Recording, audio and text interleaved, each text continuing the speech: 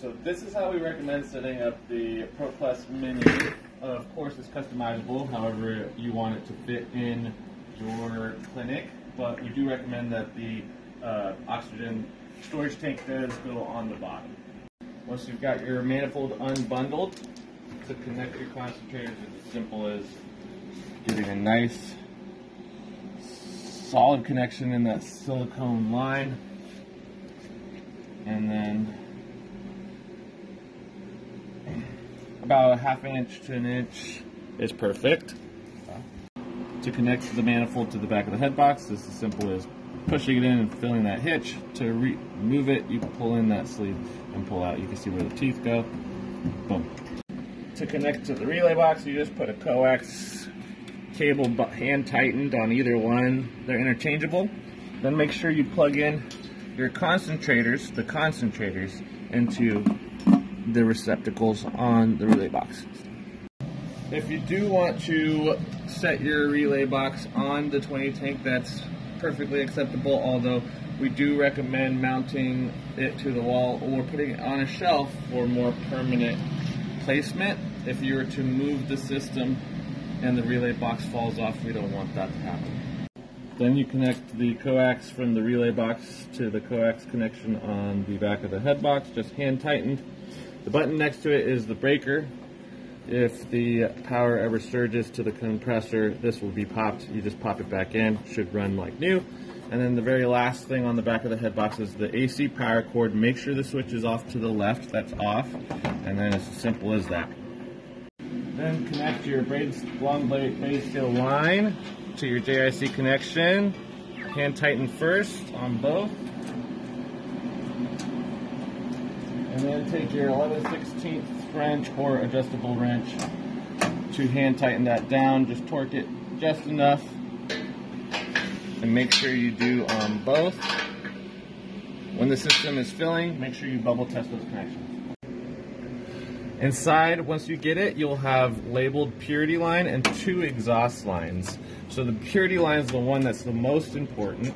Make sure there'll be a hole in your padding.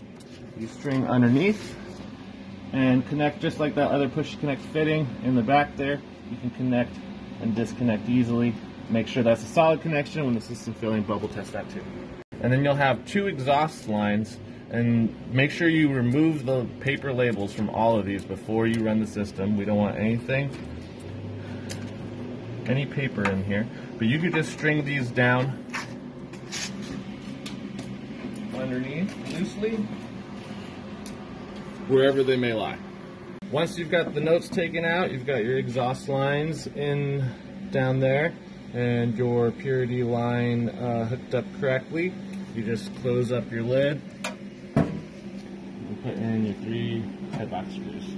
And make sure that when you plug in your main, it goes into a dedicated 15 amp circuit, and your relay box must go in a dedicated 20 amp circuit, and our plug type is a NEMA L520.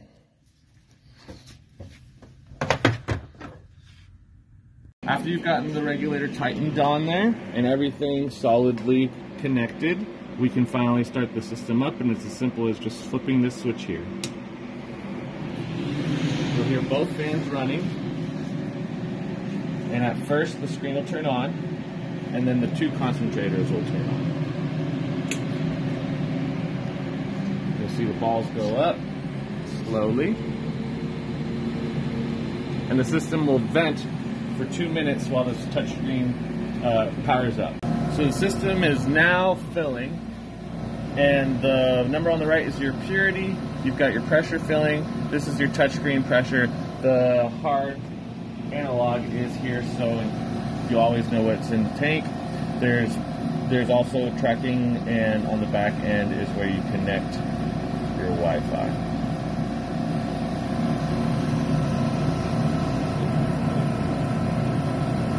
About to shut off because it will reach the high set point of 100 psi.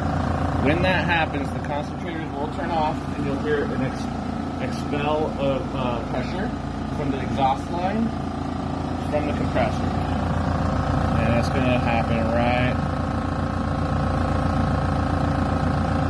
Just give it a little bit.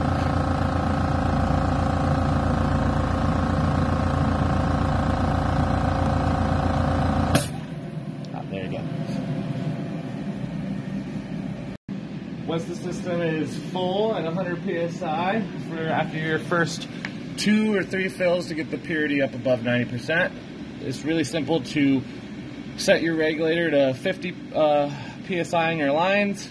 All you do is righty-tighty it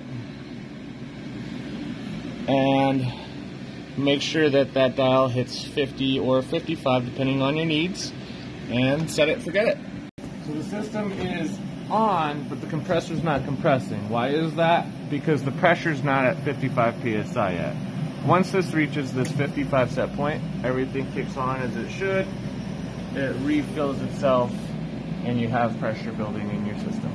I want to make sure that this braided steel line is always monitored. It's under pressure at all times. So if and when you move the system, we always recommend you drain the tank down to 0 pressure. There are 2 locking wheels on the cart. Off means free, on means locked. We recommend always locking the 2. If you're going to move the system from its placement, make sure you turn it off and drain all the pressure out of the system.